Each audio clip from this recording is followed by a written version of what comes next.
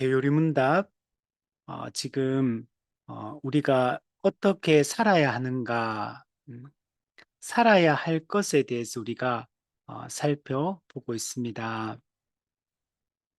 우리 성경을 보면 성경은 항상 이렇게 구성이 어떻게 되어 있냐면 하나님이 우리를 위해 무슨 일을 하셨는가가 먼저 기록이 되어 있습니다. 음, 하나님이 우리를 위해서 어떤 일을 하셨느냐, 그리고 하나님이 하신 그 사역의 결과가 무엇인가, 우리가 어떤 새로운 존재가 되었는가를 이야기를 하고, 그리고 이제 우리가 새로운 존재가 되었기 때문에 그 새로운 존재답게 살 것을 명령을 하고 있습니다. 그래서 항상 우리가 이 패턴으로 우리가 모든 것을 이해를 해야 됩니다. 우리의 구원과 우리가 이 새 생명을 얻게 된 것은 우리의 노력이나 또 우리의 공로로 말미암지 않았습니다. 그래서 기독교는 타종교와 절대적으로 구분되는 것이, 다른 세상의 모든 종교는 우리에게 공로를 요구를 합니다.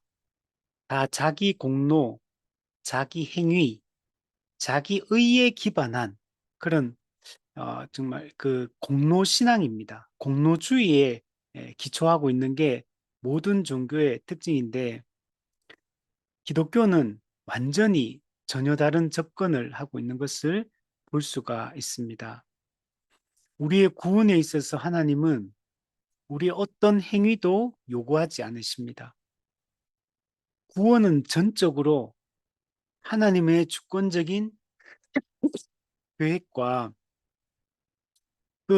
하나님의 계획을 하나님이 스스로 신실하게 이행하심으로, 이 언약적 신실함에 기초해서 우리의 구원이 가능하게 된 겁니다. 피해자이신 하나님이 가해자인 인간을 위하여 자기 아들을 이 땅에 낮고 천한 모습으로 보내어 주시고, 그분이 자발적으로, 예수 그리스도께서 자발적으로 십자가를 지심으로 우리가 받을 죄의 형벌을 대신 받으심으로 그 죄를 없이 하셨습니다. 그 죄를 없이 하셨기 때문에 그 죄의 결과 사망도 사라지게 된 겁니다. 그래서 예수님은 사도행전 말씀을 보면 사망에 매여 있을 수 없었습니다.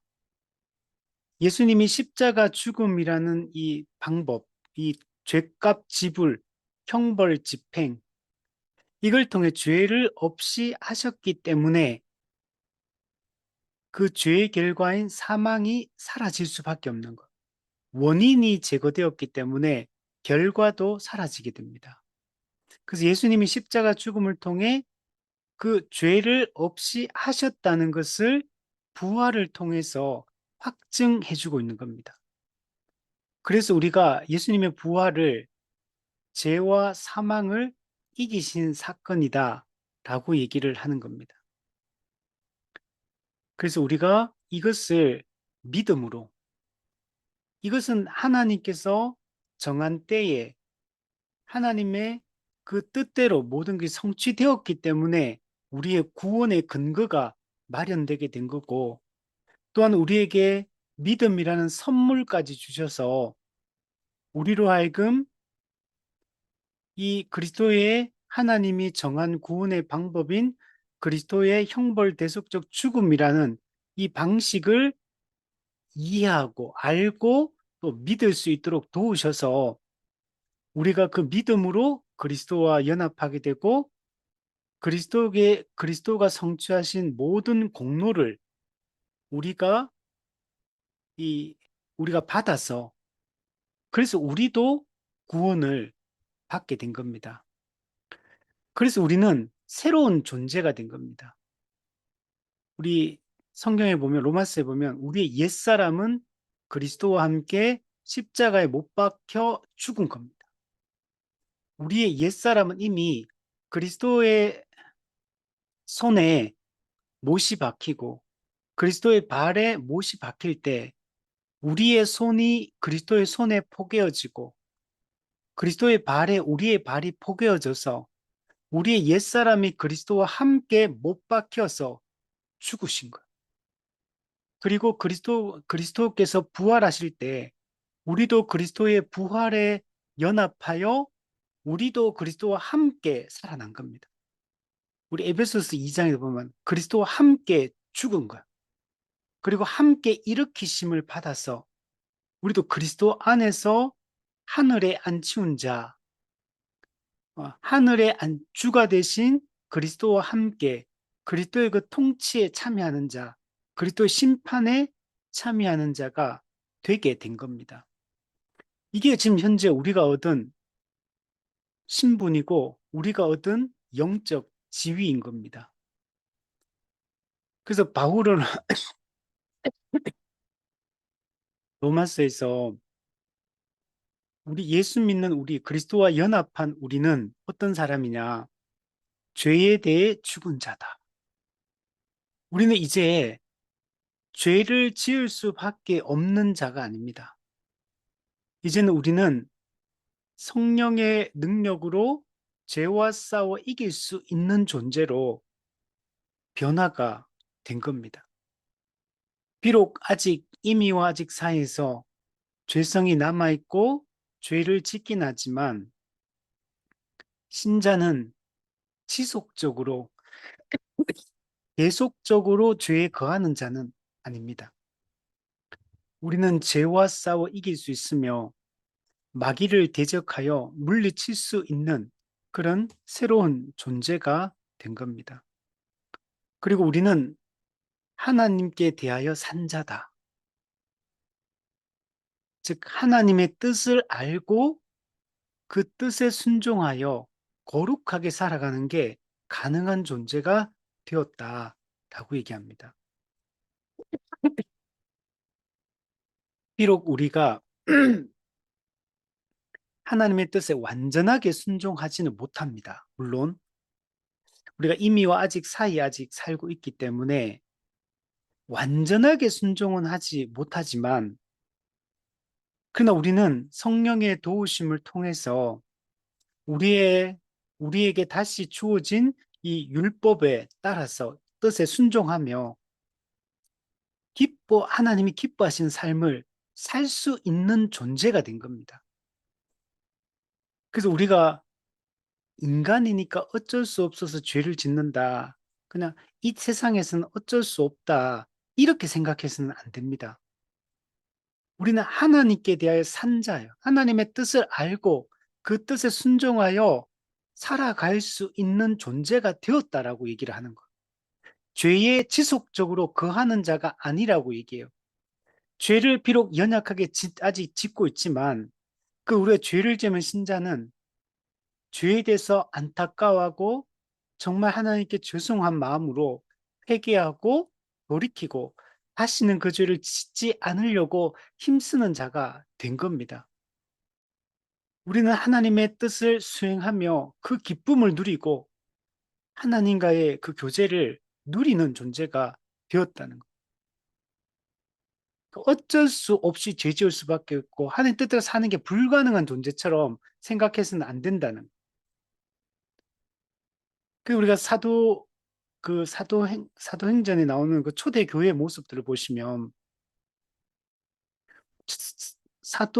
초대 교회가 완전한 교회는 아닙니다. 불완전한 모습들이 보입니다. 지상교회는 불완전한 교회가 맞아요. 그러나 우리 사도행전에 기록되어 있는 이 초대 교회의 모습들을 보면 그 이전과는 놀라울 정도로 다르다는 거예요. 그 이전의 제자들의 모습과는 너무나 다른 생각과 태도와 그런 선택과 삶의 모습을 비춰주고 있다는 거예요. 그게 가능한 겁니다.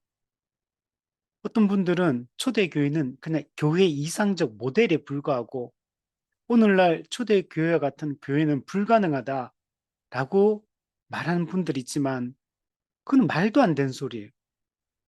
그러면 성경에 초대교회의 모습을 왜 보여주겠습니까?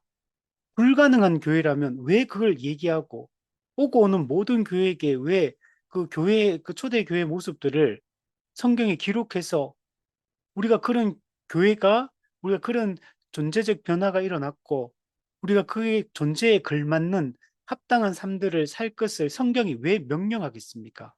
불가능한 걸 명령한다면 그건 말이 안 되는 거잖아요. 예수님께서 우리에게 말씀하시고 보여주신 그 삶의 모든 모습들은 그리스도의 제자인 교회가 마땅히 따라가야 될 길인 겁니다.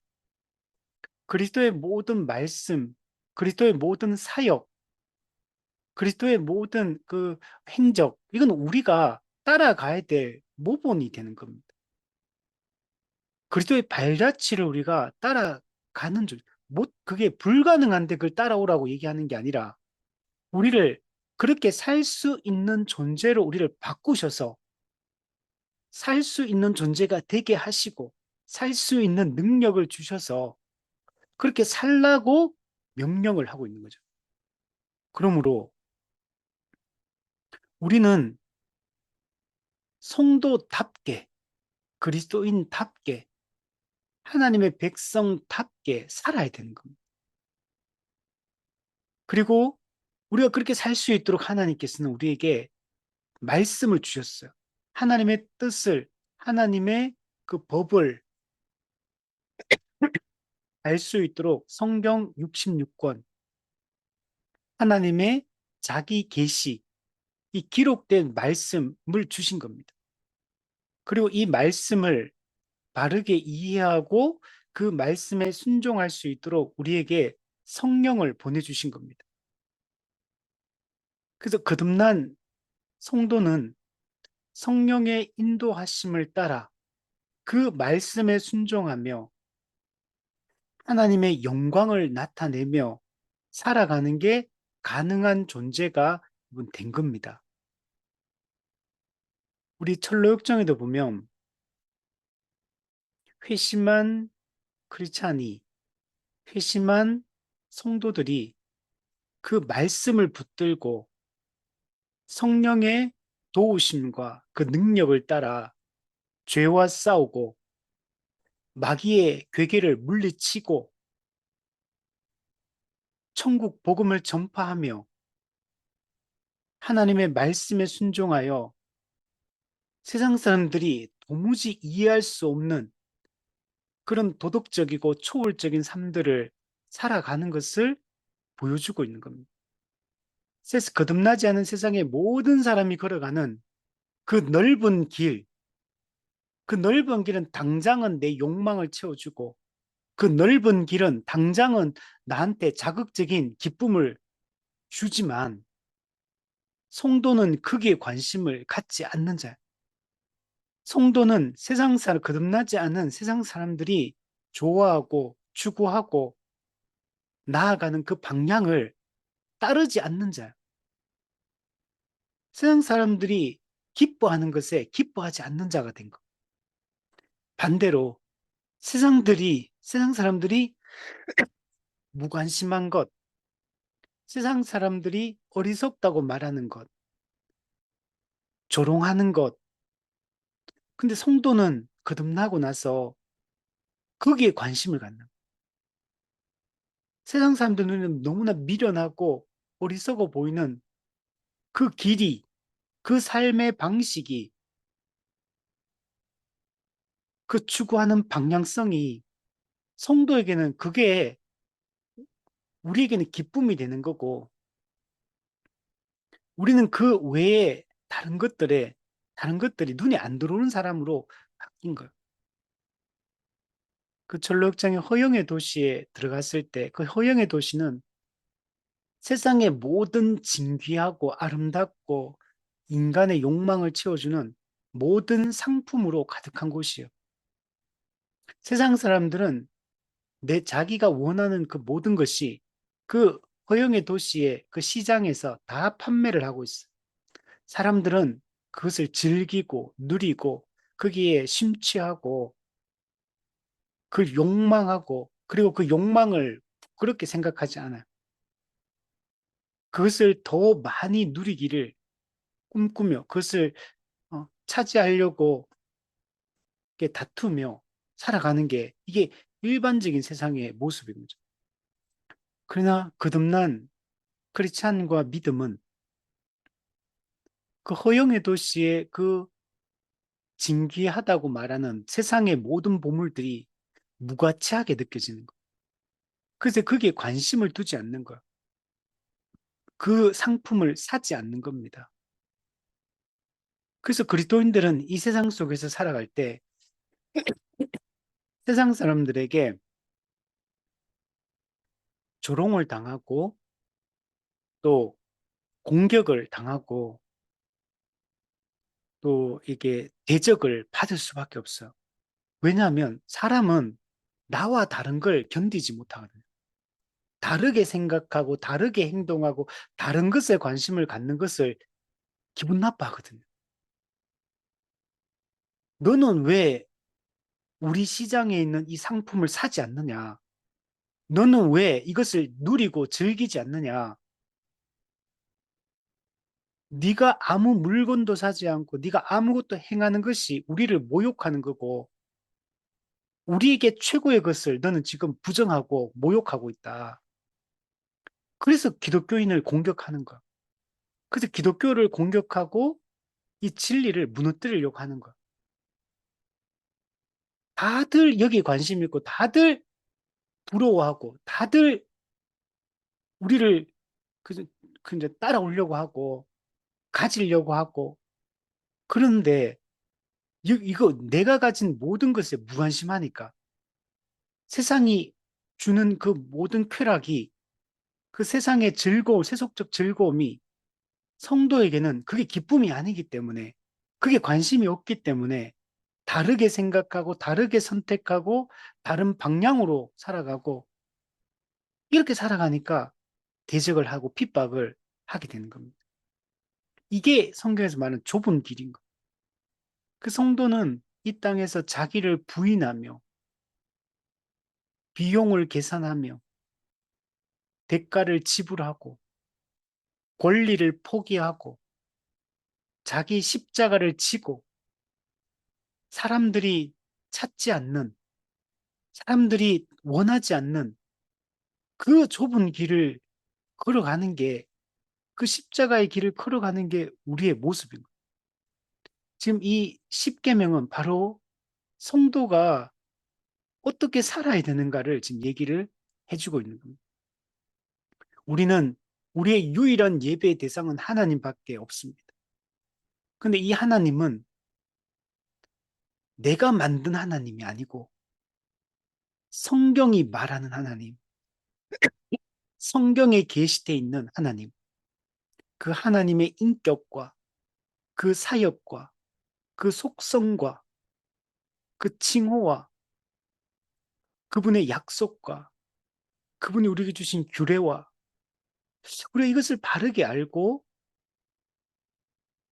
정말 이 성경의 하나님만이 우리의 유일한 예배의 대상임을 알고 그 하나님만 경배하고 그 하나님만 높이고 그 하나님께만 영광을 돌리고 살아가는 게 피조물로서 구속받은 하나님의 백성으로서의 마땅한 태도여야 돼. 근데 그 하나님을 왜곡시켜서는 안 돼. 그래서 형상으로 만들지 말라.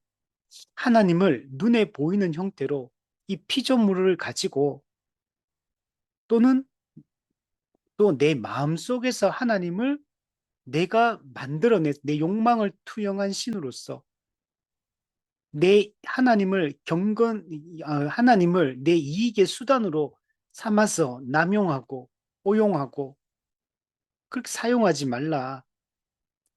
하나님을 놔두지 마라. 성경의 하나님이 있는 그대로 그분의 존재와 속성을 받아들이고 그분의 이름이 그분의 어떤 분인가를 드러내거든요. 그분의 하신 일이 사역이 그분이 어떤 분인가를 드러내거든요. 그 우리는 성경에 기록되어 있는 하나님의 존재에 대해서 그분의 속성에 대해서, 그분의 인격에 대해서, 그분의 칭호에 대해서 우리가 알아가야 되는, 그분이 우리에게 어떤 말씀을 하셨는가, 어떤 일들을 하셨는가, 그걸 살펴봐야 돼.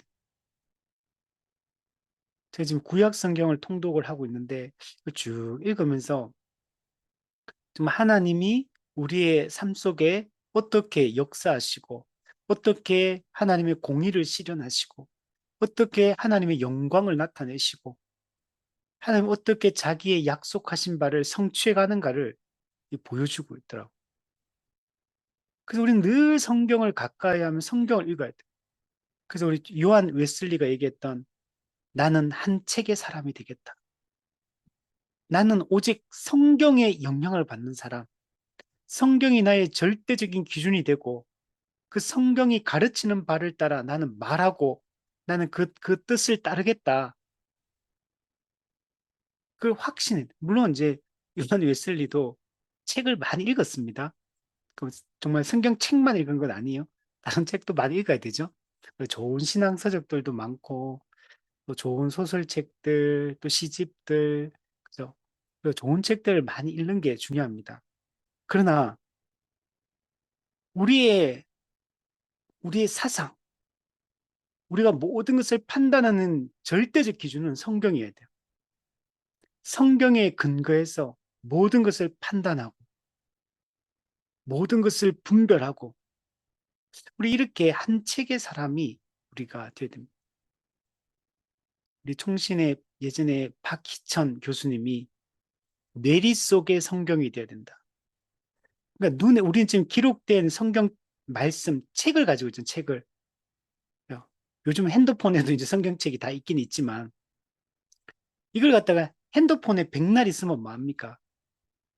내 말씀이 아니고 살아계신 하나님이 말씀이 아니잖아요. 그 성경 폰 안에 있는데 성경책을 맨날 덮어두기만 한다면 내가 성경책을 집에 100권을 가지고 있으면 내 책꽂이에 성경책으로 뭐 가득 차 있으면 종류별로 다 갖다 놓은들 뭐합니까? 읽지 않으면 그 의미를 바르게 해석하고 바르게 그 의미를 교리적으로 이해하지 못하고 한다면 아무 소용이 없는 거죠. 우리는 늘 성경을 읽고 묵상하고 연구해야 돼, 연구. 객관적으로, 체계적으로 연구를 해야 돼. 우리 성경에 보면 성경을 연구하거니와 항상 성경은 객관적이어야 돼. 객관적이고 체계적으로 우리가 본문을 신구약 성경 전체에 통일성 있는 해석과 통일성 있는 그 가르침들 그리고 예수님께서 가르친 바를 사도들이 우리에게 전해줬잖아요. 그 사도적 가르침, 사도성에 근거해서 사도적 가르침이 일치하는 그 가르침, 그걸 우리가 견고하게 붙들어야 돼요. 교회사가 진행되는 가운데 복음이 변질되는 경우들이 많았어요. 그래서 우리 교회 여러분 그 사명 중에 사도 바울이 말했던 교회는 진리의 기둥과 터다. 진리의 기둥과 터, 진리의 터로서의 사명, 진리의 기둥으로서의 사명을 교회가 감당해야 됩니다. 진리의 터는 진리의 기초를, 그는 복음이 사도적 가르침이 변질되지 않게 복음을 보존하고 복음이 왜곡되지 않게 하는 측면을 얘기해요. 교회가 해야 될 아주 중요한 일이 성경의 가르침이 변질되지 않게 해야 돼요. 성경 해석이 변질되지 않도록 해야 돼요. 이단적 가르침이나 불건전한 사상이나 불건전한 성경 해석들을 우리는 과감하게 우리가 잘라내고 그걸 분별하고 걷어내는 작업들을 해야 돼요. 그래서 진리가 훼손되지 않도록 종교개혁자들이 로마 카톨릭 1000년 동안 왜곡된 것들을 다시 바로 잡아서 우리에게 그것을 정리해서 물려주고 있거든요. 우리는 초대교회가 붙들었던 그 복음, 종교개혁자들이 우리에게 물려준 이 복음, 이걸 우리는 견고하게 붙들어야 돼. 이렇게 하는데 교리 공부 없이, 교리와 신학 없이 이건 불가능합니다. 여러분, 성경은 나는 뭐, 교리와 신학은 사람이 만든 거니까 나는 그냥 성경책만 읽겠다. 예, 물론 성경책만 읽어도 되긴 되지만, 내가 성경책을 내 경험에 근거해서 이 21세기의 그 사상의 기초에서 나의 왜곡된 감정의 기초에서 내가 들은 왜곡된 지식의 기초에서 성경을 이해할 확률이 매우 높아요. 그렇기 때문에 내가 객관적인 진리를 바르게 공부하고 바르게 그걸 알아가기 위해서는 복음이 필요합니다. 2000년 교회사 가운데 정리되어 온 이 교리와 신학을 우리는 바르게 공부해야 돼요. 물론 이것도 왜곡된 것들이 많습니다. 그래서 우리가 올바른 이 정통 교리와 정통 신학을 우리가 공부하고 우리는 그게 이 종교개혁 시대의 개혁파 전통, 이게 가장 성경적인 가르침이라고 우리는 확신하고 이 길을 붙잡고 걸어갑니다. 그래서 우리는 이 교리와 신학을 배워야지만 성경 해석을 왜곡시키지 않을 수 있어요. 이게 진리의 토로스의 사명, 그리고 진리의 기둥. 이 기둥은 당시에 바울이 이걸 쓸 때 그 그리스의 그 신전들 있잖아요. 그 문을. 근데 그 신전들이 얼마나 거대한지 우리 그 사진 같은 데 보면 흰 기둥만, 다른 건 다 무너지고 기둥만, 벽만 이렇게 조금씩 이렇게 세워져 있는 거 보잖아요. 그 언덕에 그 멀리서도 나무 같은 게 별로 없어가지고 멀리서도 하얗게 그 큰 기둥이 이렇게 서 있으면 멀리서도 그게 다 보여요. 바울은 그걸 생각하면서 복음을 그 높이 치켜 올려서 세상의 모든 곳에 있는 사람들이 복음을 볼 수 있도록 진리의 기둥의 역할, 그는 복음 전파가 있는 교회가 이 올바른 이 진리를 복음을 높이 들어서 이 복음을 보지 못하는 사람이 없게 해야 돼. 우리는 모든 사람이 저것이 복음이구나, 저게 진리구나 이렇게 깨닫고 주께로 돌아올 수 있도록 우리는 진리의 기둥의 이 사명들을 감당해야 돼. 그래서 이렇게 우리가 해야지만 좀 하나님의 나라를 현시하는 이런 교회로서 이 땅이 세워지고, 그렇게 되면 종교개혁자들에게 있던 파이브 솔라 중에 그 목적, 오직 하나님께 영광을, 그럼 하나님의 영광이 온 천하에 나타나는 거예요. 만방의 하나님의 영광을 나타내는 거예요. 물이 바다를 덮은 같이 여호와의 영광을 인정하는 것이 세상에 가득하리라. 이게 이루어지게 되는 겁니다. 우리는 이걸 꿈꿔야 돼. 오직 하나님의 영광을 위하여 우리가 살아가는 것이 매우 중요한 겁니다. 그는 우리가 성도답게 살아갈 때 그 영광이 나타나고 하나님의 그 형상으로서의 그 역할들을 우리가 감당할 수 있게 되는 겁니다. 그래서 우리가 지난주 2계명까지 공부하고 오늘 3계명을 보시면 우리 111문에 보면 예배의 자세에 대한 얘기를 합니다. 너는 너의 하나님 여호와의 이름을 망령되이 일컫지 말라. 나 여호와는 나의 이름을 망령되이 일컫는 자를 죄 없다 하지 아니하리라.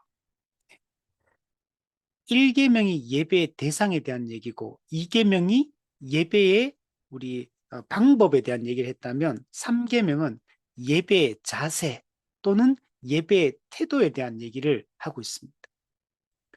오직 하나님은 예배 받으셔야 되는 유일한 분인데 그 하나님을 바르게 예배해야 된다.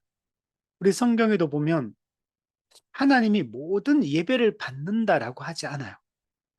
하나님이 받으시는 예배가 있고 받지 않으시는 예배가 있다는 걸 우리 알 수가 있거든요. 우리가 외적으로 형식을 갖춘다고 해서 우리가 외적으로 우리가 포장을 한다고 해서 그 예배를 하나님 받으시는 게 아니에요. 우리는 올바른 태도로, 올바른 자세로 하나님을 예배하는 것이 중요합니다. 하나님을 크게 부른다 할지라도 우리의 예배 자세가 잘못되어 있다면 아무리 우리가 하나님을 부른들 그 예배를 하나님이 받지 않으시는 겁니다. 자, 그 내용을 보면 너는 너의 하나님 여호와의 이름을 망령되이 일컫지 말라. 이게 핵심. 하나님의 이름을 망령되이 일컫지 말라. 이 망령되이란 말이 히브리어로 라샤브라는 단어인데 헛되게 헛되게 일컫지 말 부르지 말라. 거짓되게 하나님의 이름을 부르지 말라. 경박하게 하나님의 이름을 부르지 말라. 무질서하게 하나님의 이름을 부르지 말라라고 말씀합니다. 우리가 하나님의 이름을 부를 때 일컫다 부르다면 같은 말이에요. 하나님의 이름을 우리가 부르고 일컬을 때 우리가 올바른 이런 자세와 태도를 가지고 불러야지만 하나님이 이 예배를 받으신 것. 그래서 여호와의 이름이라고 말하죠. 이름. 우리 이렇게 말할 수 있잖아요. 하나님을 망령되이 부르지 말라 이렇게 표현해야 되는데 굳이 하나님의 이름을 망령되이 부르지 말라 이렇게 얘기하잖아요. 그 이름이라는 거는 그 존재 그 자체를 얘기해요. 그래서 하나님의 이름은 곧 하나님 그분 자신을 얘기합니다. 근데 이름이라는 거는 그분이 어떤 분인가를 드러내는 역할을 하거든요. 그러니까 하나님의 이름 속에는 하나님이 어떤 분인가를 알 수 있는 정보가 담겨 있는 겁니다. 그래서 하나님의 그 존재를, 그분 자신을 우리는 함부로 헛되게, 거짓되게, 경박하게, 무질서하게 이렇게 부르지 않도록 해야 됩니다. 이렇게 부르는 많은 내용들, 그냥 대놓고 하나님을 모독할 수도 있잖아요. 대놓고 하나님을 욕하거나 하나님의 속성을 부정하거나 이런 것도 하나님을 망령되이 일컫는 겁니다. 또는 경외하는 마음이 없이 존경하고 사랑하고 경외하고 두려워하는 마음 없이 형식적으로 하나님의 이름을 부를 수도 있어요. 이것도 헛되이 망령되게 일컫는 겁니다. 습관적으로 부를 수도 있어요. 그냥 아무 의미 없이 아무런 그런 하나님을 사랑하는 마음 없이 그냥 습관적으로 하나님의 이름을 부르는 것도 망령되게 일컫는. 또 경우에 합당하지 않게 하나님의 이름을 거론하는 거, 상황에 맞지 않게끔 하나님의 이름을 거론하는 거,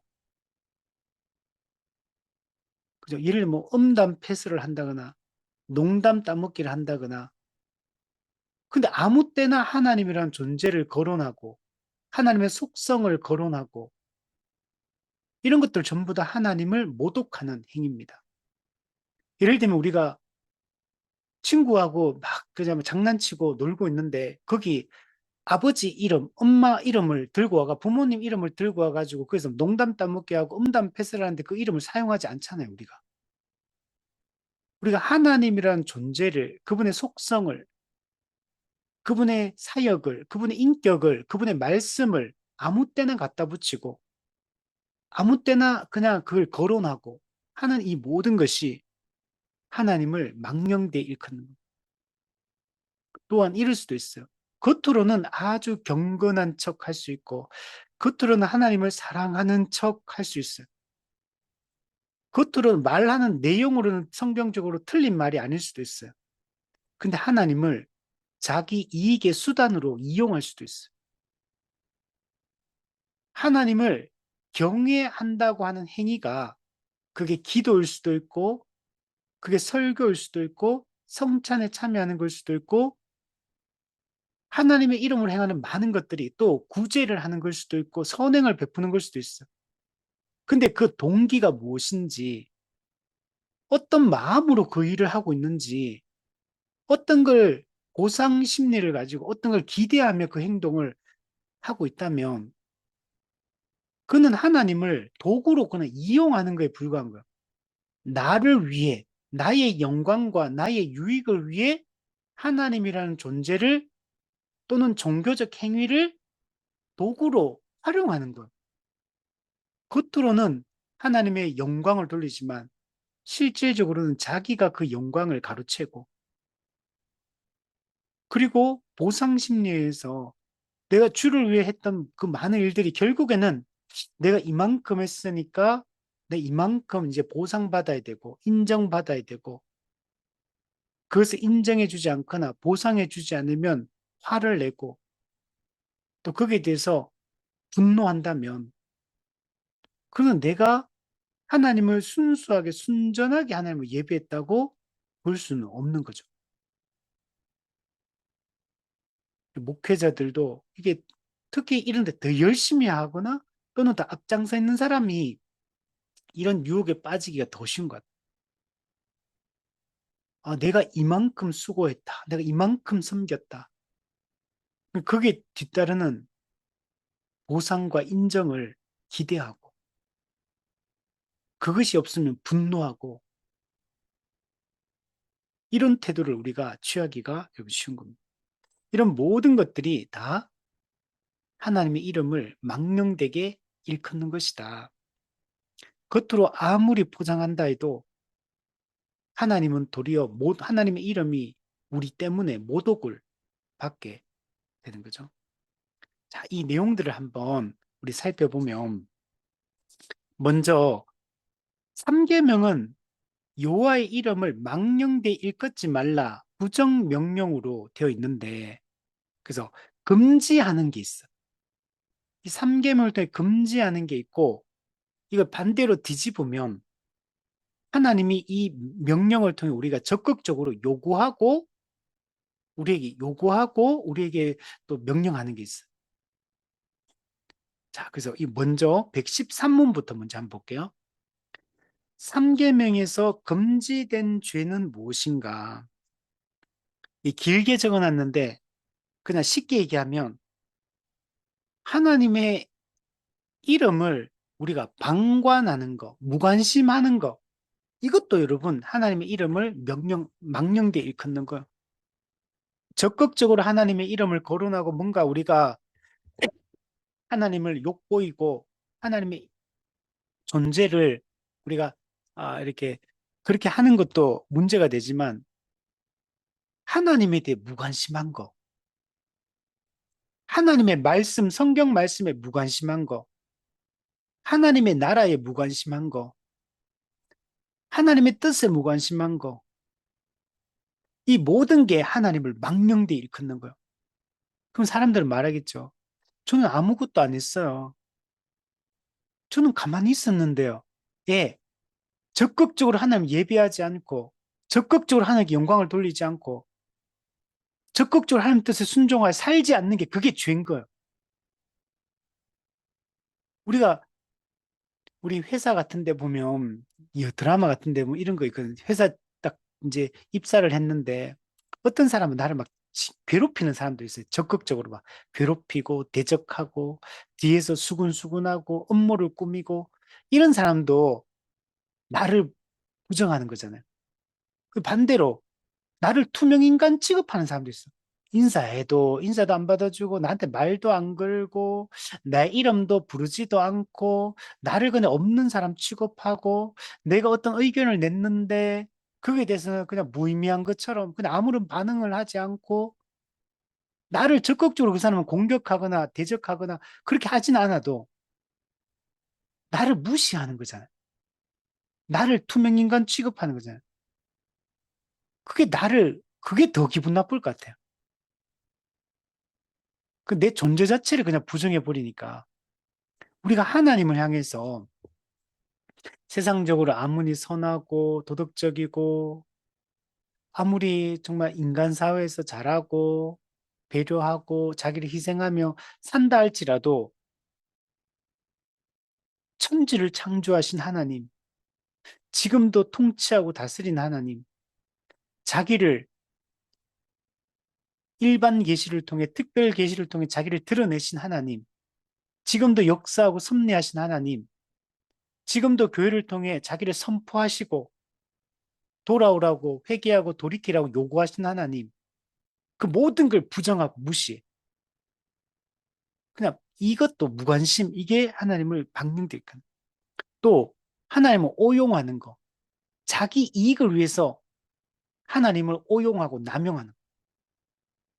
예, 겉으로는 종교적 행위를 하고 있고, 겉으로는 하나님께 영광을 돌리고 있는데, 다 자기 유익을 위해서 그걸 하고 있는 거예요. 자기 이익을 위해서 그 일을 하고 있는 거예요.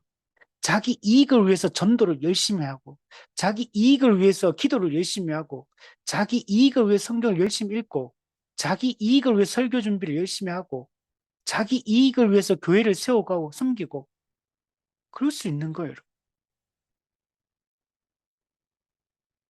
그러면 그러면 이거는 하나님을 망령되이 일컫는 거. 성경에 보면 세례요한이 그는 흥하고 나는 쇠하여야 하리라. 우리가 하나님 앞에 가져야 될 유일한 태도는 하나님의 그 영광이 나타나고 우리는 쇠하는 거예요. 나는 무익한 종이라. 우리는 수고하고 주를 섬기고 우리는 하나님만 오직 높이고 영광을 돌리고 저는 무익한 종입니다. 이런 태도를 갖는 게 하나님 앞에서 창조주 앞에 선 이 피조물에 마땅한 반응이어야 된다는 것. 또 하나님을 그분의 그 말씀을 그분의 인격을 그분의 사역을 왜곡시켜서도 안 돼요. 우리가 그릇된 이 성경 해석, 그릇된 이 교리 전파 이걸 통해서 성경의 하나님이 아닌 다른 하나님으로 바꾸는 것. 하나님을 변질시키고 하나님의 뜻을 왜곡시키고 이런 것들도 전부 다 하나님의 이름을 망령되게 일컫는 겁니다. 우리는 입술의 고백과 삶의 내용이 일치해야지 그게 하나님께 영광이 되는 겁니다. 겉으로 아무리 외식적으로 외적으로 신앙 고백을 한다 하더라도 우리가 우리 아는 것과 사는 것이 일치하지 않으면 이거 하나님의 이름을 모욕하는 것. 우리를 살리신 그리스도의 십자가를 부정하는 것과 여러분 같은 것입니다. 우리의 이런 삶 때문에 하나님의 영광이 가려지고 하나님의 이름이 모독을 여러분 받게 되는 겁니다. 자, 그 내용을 보면 3계명에서 금지된 죄는 하나님의 이름을 명한 대로 사용하지 않음과 하나님이 성경을 통해 자기를 계시하셨는데 그럼 우리는 하나님이 정한 대로 명한 대로 하나님의 이름을 사용해서 하나님을 예배해야 되는 거예요. 하나님의 말씀을 왜곡시켜서는 안 돼요. 하나님은 말씀하신 하나님이거든요. 하나님은 우리에게 말씀을 주셔서 기록하게 하셨어요. 우리는 이 하나님이 말씀하신 이 저자의 의도를 하나님의 이 뜻을 정확하게 전달하고 정확하게 그것을 표현해야 돼요. 성경 해석을 바르게 해야 돼요.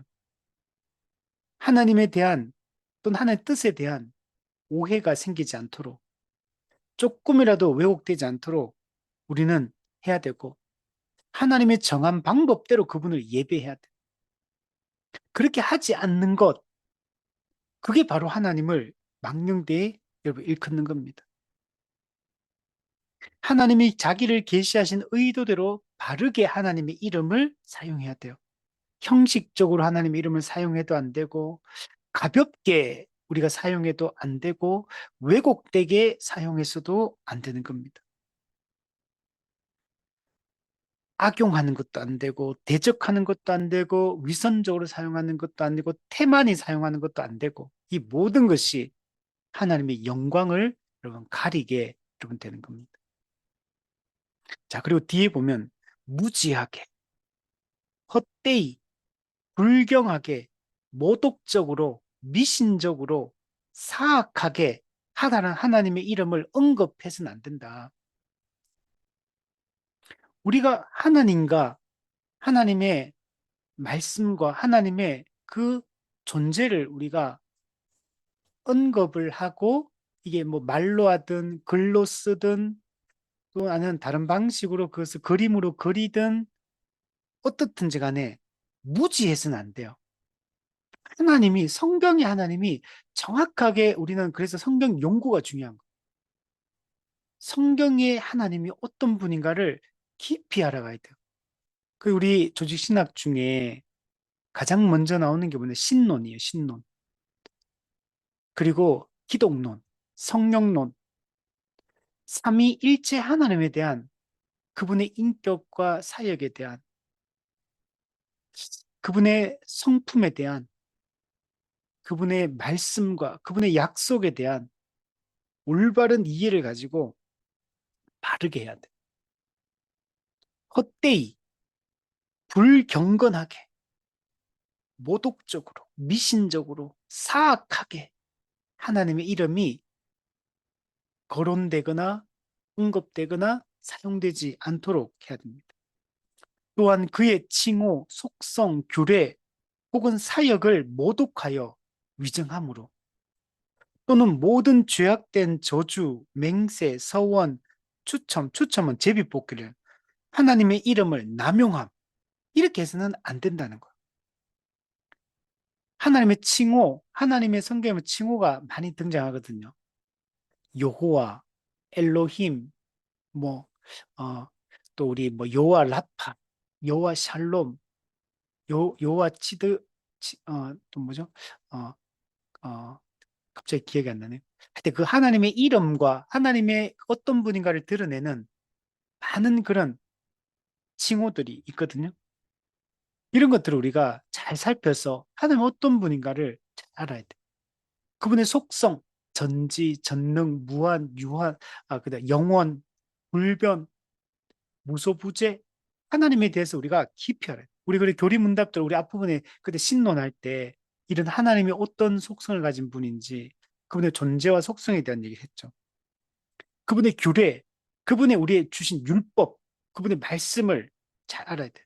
그분의 사역, 이런 것들을 하나님이 행하신 일의 그 의미들을 잘 알아야 돼요. 하나님이 천지와 인간을 창조하심, 또 선악과를 따면 인간을 에덴동을 추방하심, 그죠? 그리고 바벨탑을 쌓는 인간들을 하나님 흩으시고, 또 갈대아 우르에서 우상 숭배하던 아브라함을 부르셔서 자기 백성을 믿음의 조상 삼은 하나님이 행하신 모든 일들, 모든 그 예수 그리스도를 보내주신 것, 교회를 세우시고 성령을 보내주신 것, 이 모든 것들에 대해서 하나님이 하시는 이 모든 일들에 대해서 우리는 바르게 이해하고 바르게 알고 믿고 그분, 그분 앞에 우리가 반응하며 살아가야 됩니다. 그죠? 우리가 하는 맹세, 서원, 제비뽑기 이 모든 것들도 하나님을 왜곡시키는 방법이 되어서는 안 됩니다. 또한 뒤에 보면 합법적인 경우에 우리 맹세와 서원을 위반함과 네. 우리가 하나님 앞에 맹세와 서원을 했어 할 수 있거든요. 하나님께 맹세하고 하나님께 서약을 할 수 있는데 그러면 반드시 지켜야 되는 거예요. 그걸 위반해서는 안 돼요. 우리가 사람한테도 약속을 하면 약속 어기면 약속 지키지 못해서 죄송합니다. 이렇게 우리가 사과하고 하듯이 우리가 하나님께 서원하고 하나님 이름을 걸고 맹세를 했다면 우리가 이걸 위반해서는 안 돼요. 만약에 이걸 하나님께 우리가 맹세하거나 서원한 것을 위반하면 하나님을 모독하는 거고 하나님을 우리가 가벼이 생각하는 거죠. 또한 불법적인 경우에 그것을 지키며 예, 불법적인 맹세와 서원은 지키면 안 되죠. 하나님의 뜻에 어긋난 것들을 맹세하고 그건 안 지키는 게 좋은 거죠. 불법적이니까. 하나님의 뜻에 어긋나는 것들은 우리가 하지 않도록 해야 돼요. 근데 만약에 하나님의 뜻에 어긋나는 것들을 행하면 그거는 하나님을 모독하게 되는 거죠. 또한 하나님의 작정과 섭리에 대하여 불평함과 시비를 거는 것. 네. 하나님이 하나님의 영원한 작정, 하나님의 영원한 결정, 창세전에 삼위 하나님이 계획하시고 결정하고 작정된 것들 나 마음에 안 든다. 하나님이 결정했는데 무슨 내가 마음에 들고 안 들고 내 취향에 맞고 안 맞고 그게 뭐가 중요해 그게. 내가 뭐라고 인간이 뭐라고. 그건 하나님이 내 경험에 근거해서 이해가 안 돼요. 내 취향이 안 맞아. 아 정말 그냥 내 감정에 그냥 싫어. 그렇다고 그게 하나님이 그 잘못된 게 아니잖아. 내한테 내 뜻에 내 생각에 내 이해가 안 되어도 하나님이 말씀하시고 객관적으로 기록해서 우리에게 알려주시면 그냥 아멘하고 순종해야 되는 거지. 무슨 종이 주인이 왜 그렇게 하십니까? 주인님 왜 그렇게 계획했습니까? 왜 주인님 그건 맞지 않는 것은 아니 그럴 권리가 없어요. 내 경험에 안 맞다고 내 생각에 안 맞다고 내가 이해 안 된다고 하나님이 하시는 일에 대해서 왜 함부로 그걸 생각하고 함부로 동의가 되느니 마느니 그런 교만한 그런 불손한 태도를 가져서는 안 돼. 하나님은 절대적으로 선하시고 모든 것을 작정하시고 계획하시고 자신의 그 선한 뜻대로 모든 것을 성취하시는 분이에요. 그리고 만약에 하나님이 예, 이 팥을 가져와 이거는 콩이다 이렇게 말씀해도 우리 믿어야 되는 거예요. 우리는 기본 태도가 왜 하나님이란 존재와 그분의 속성을 생각할 때 아, 내 눈에는 분명히 이게 콩이 아니고 팥인데 내가 그러면 누가 틀리겠어요? 내가 잘못 볼 수도 있잖아요. 내가 오해할 수도 있잖아요. 내 경험에 인간의 유한한 경험의 한계 속에서 내가 잘못할 수도 있잖아요. 하나님은 선하고 전지전능하시고 불변하시고 왜곡됨이 없으시고 그럼 하나님이 만약에 그게 명확하게 하시고 하나님이 말씀하셨다면 그 하나님이 맞는 거예요. 성경에 기록된 말씀이 맞는 거예요. 성경의 말씀이 아 나는 이 성경 말씀은 동의가 안 된다. 아, 내가 뭘 얼마나 경험했다고 내 경험에 근거해가지고 내 알량한 지식에 근거해가지고 내가 동의가 되느니 마느니 이게 옳으니 그러니 그리고 이거는 교만하고 이거는 아주 그죠 사악한 거 이게 성경이 말하고 하나님이 명백하게 말하는 것들에 대해서 우리는 그 무조건 아멘 하고 받아들여야 되는 거 하나님의 뜻이 이루어지기 원합니다 이렇게 말해야 되는 거지 내가 하나님의 섭리와 이 작정에 대해서 불평하거나 시비를 걸거나 하나님 왜 이렇게 하십니까? 마음에 안 듭니다. 하나님 왜 이렇게 사역하십니까? 하나님 일하시는 방법이 마음에 안 듭니다. 이렇게 말해서는 안 된다는 거죠. 자, 이를 호기심으로 파고들거나 오용함이며 네. 성경 말씀을 호기심으로 파고들면 안 돼요. 이 호기심이라는 게 항상 좋은 게 아니에요. 인간이 타락한 존재이기 때문에 이 인간이 가지고 있는 이 상상력, 이 호기심이 매우 불건전한 이런 게 많아요. 아니, 목사님 어떡합니까? 그 생각이 드는데요. 그 생각이 드는 게 그게 악한 거라고. 창조주 하나님 앞에 무슨 뭐 내 생각에 기초해서 뭘 판단하려고 자꾸 하고 우리는 성경이라는 기준, 절대적 진리에 기초해서 모든 걸 판단을 해야지 자꾸 내 취향을 따지고 경험을 따지고 내 생각이 뭐 어떠니 저떠니 그냥 우리가 성경이 말하면 그 내 생각을 떠도 고치는 거지 하나님을 자꾸 나한테 맞추게 하려고 하고 내가 내 취향대로 하나님이 움직여 주기를 원하고 그렇게 해서는 안 된다. 그래서 호기심으로 뭔가 자꾸 불건전한 질문을 던지고 자꾸 막 파고들고 그리고 왜곡시키고 성경이 여러분 종교개혁자들은 성경이 가는 데까지 가고 성경이 서는 데 서야 되는 거예요. 하나님이 우리에게 성경에 기록해 주지 않은 것 우리가 알 필요가 없으니까 알려주지 않는 거예요. 불건전한 자꾸 질문을 던지고 상상하고 그렇게 하지 말라는 거예요. 근데 좋은 상상력, 좋은 호기심, 건전하고 상식적이고 정상적인 호기심을 가져야 돼요. 근데 또 이거는 또 없어. 우리가 성경을 읽으면서 묵상하고 생각하고 하면서 우리가 성경은 명시적으로 기록하는 것도 있지만 명시적으로 기록하지 않는 성경 전체 사상, 오직 성경 전체 성경의 그 신구약 통일성 있는 그 가르침에 근거해서 유추하고 추론해야 돼요. 우리 웨스트민스터 신앙 고백서에서 1장에서 얘기했죠. 명시적인 거는 그냥 받아들이면 돼요. 명시적인 성경에 기록되어 있는 거는 우리가 그냥 무조건 순종, 아멘 이렇게 해야 되고 성경에는 모든 게 명시적으로 기록하지는 않았거든요. 그 성경 전체의 가르침에 빗대어서 우리가 생각하고 추론하고 유추해서 아, 하나님이 이렇게 우리에게 말씀하시는구나. 그 뜻을 알아가야 되는 측면들이 있어요.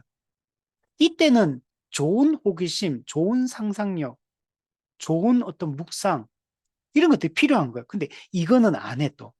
해야 될 거는 안 하고 하지 말아야 될 거는 불건전하게 불필요하게 거기에 막 매달리고 막 파고들고 막 아니 성경에 명백하게 강조하는 거는 왜 관심을 안 갖고 성경이 알 필요 없다 하는데 그걸 막 알려고 성경에서 예수님의 재림의 때는 알 필요 없다. 너희가 관심을 가져야 될 거는 너희가 성도답게 살아가고 이 성령의 권능으로 복음을 땅 끝까지 전하는 것에 너희는 거기에 관심을 가져라. 이렇게 얘기하는데 주님의 재림의 때는 언젠가 1990 몇 년도에 오는가 2000년도에 오는가 오실 때 어떤 징조가 있는가 불건전한 성경이 얘기하지 않으면 말하지 않아야 되고 입을 다물어야 돼.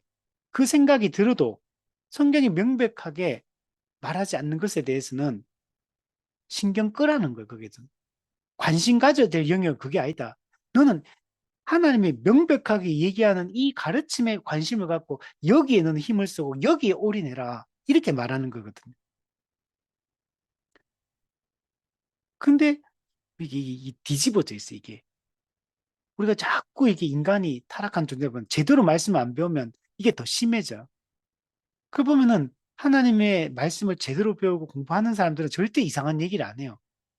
제대로 말씀을 배운 사람들은 이 정상적인 사고를 해가지고 이 성령의 통제와 지배 아래서 올바른 생각과 올바른 태도, 올바른 삶의 방향성을 가지고 올바른 열심을 내게 되거든요.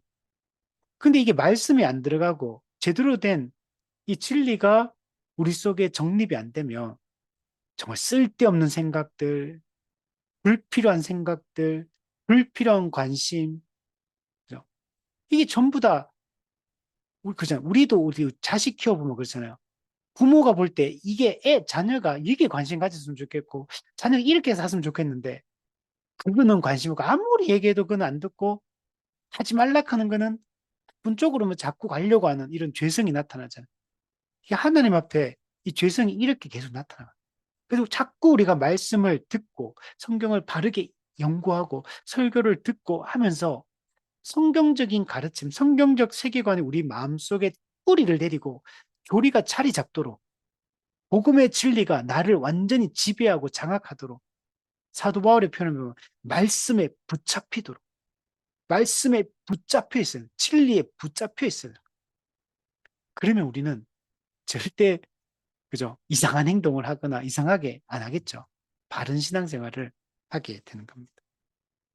또 밑에 보면 하나님의 말씀이나 어느 부분을 잘못 해석하거나 잘못 적용하거나 어떤 방식으로 곡해하여 신성을 모독하는 농담이나 호기심에 넘친 무익한 질문, 헛된 말다툼 혹은 그릇된 교리를 지지하는 데 쓰이는 것이다.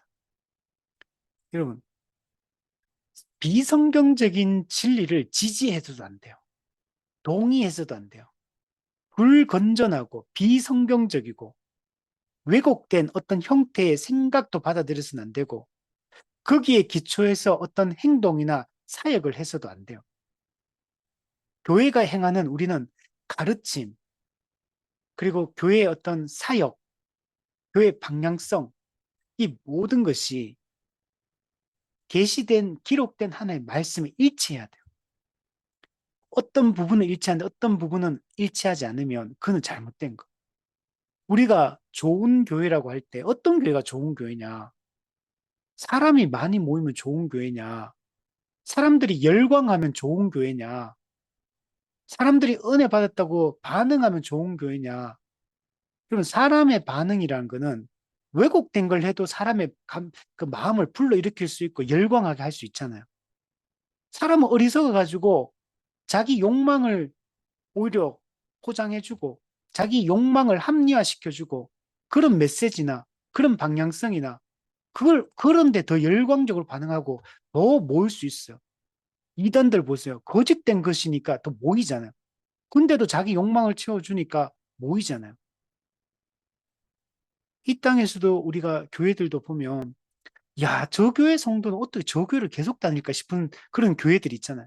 목회자들이 정말 이상한 복음을 왜곡시키기도 하고 비성경적인 적용들을 막 하고 인간의 상식과 이 도덕성에 맞지도 않는 이런 주장들을 막 펼치고 그 다수가 다 지금 말이 안 된다. 저런 어떻게 가르침을 하는데도 저 성도들은 저기서 아멘 하고 있을 수 있냐. 어떻게 저 교회를 계속 다니고 어떻게 저 사상에 찬동할 수 있느냐. 근데도 그 저씨 그렇게 하고 있잖아요.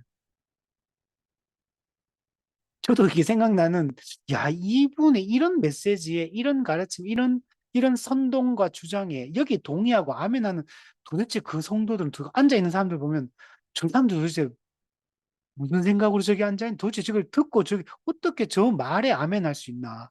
이렇게 정말 동의되지 않는 이런 모습들이, 근데 그 막 사람이 가득히 앉아있어요.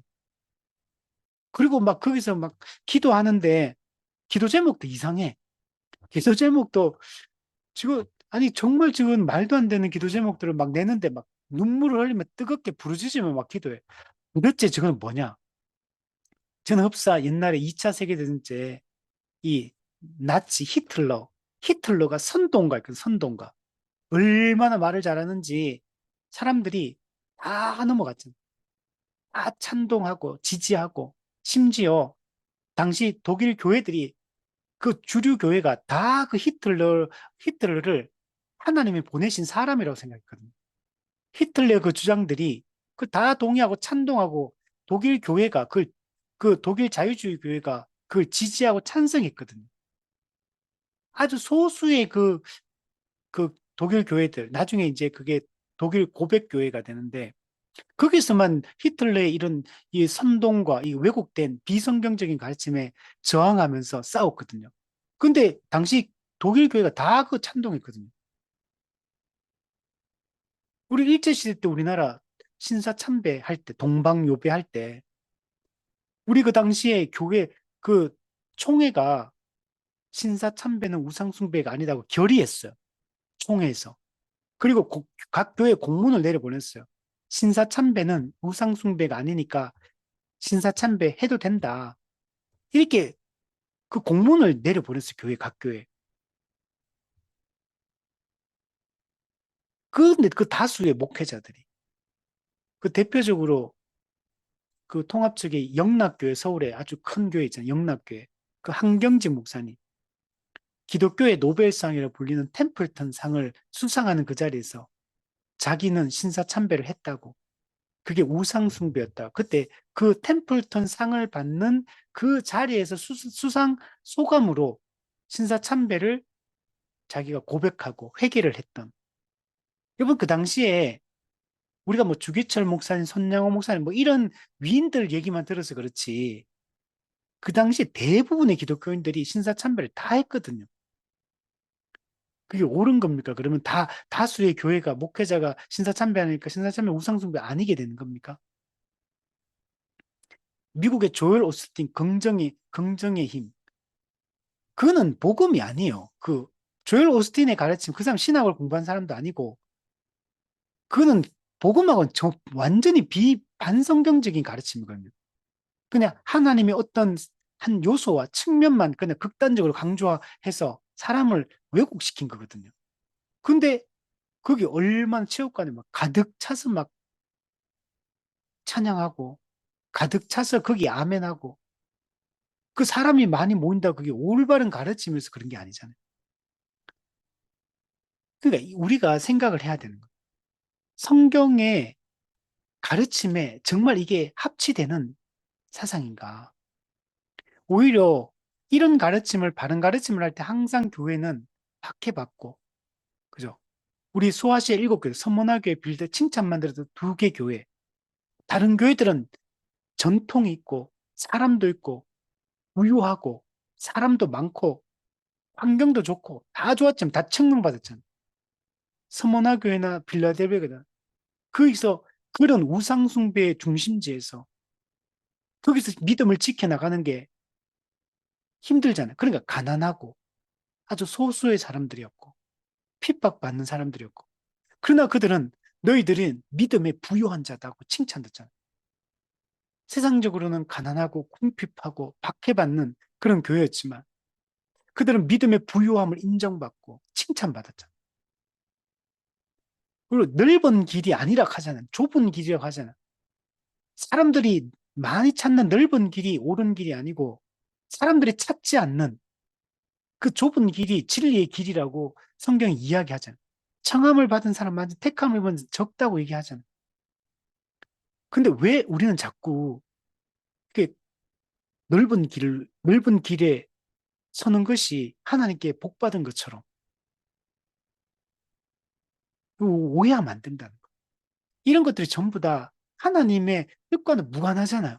하나님의 이름을 전면에 내세우고 있지만 하나님의 이름이 오히려 모독을 받고 있잖아요. 제가 지난번에 지금 그 루터교회 목사님이 한국교회 간증문화에 대해서 비판하시더라고요. 페이스북에.